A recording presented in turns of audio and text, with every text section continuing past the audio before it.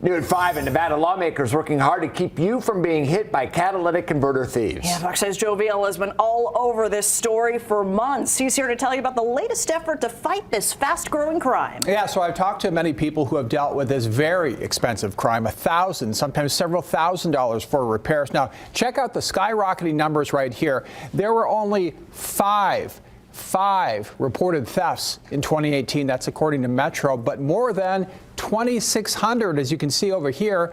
Many people don't report that crime, and the actual numbers are even higher. So here is Senator Rochelle Wynn discussing her statewide bill in Carson City this afternoon for its first hearing. She says SB 243 should give people and organizations more confidence leaving their cars at their homes and places of business. That bill would require authorized purchases of used converters only from licensed or authorized businesses. Also, someone can be charged with a felony for possessing converters, 2 or more if they do not have a license or they are not authorized to have converters. Senator Wynn testified alongside a member of Metro Police. Without any changes to the statutes, we can expect to see the continued rise in thefts of these.